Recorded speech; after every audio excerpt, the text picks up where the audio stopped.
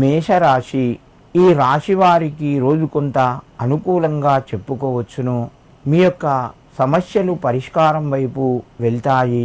ఉద్యోగ ప్రయత్నాలు ఫలిస్తాయి.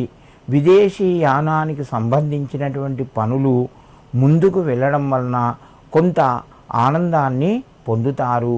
ఉద్యోగస్తులకు ప్రమోషన్కు సంబంధించి లేదా స్థాన చలనానికి సంబంధించిన ప్రయత్నాలు కొంతవరకు ముందుకు కొనసాగుతాయి.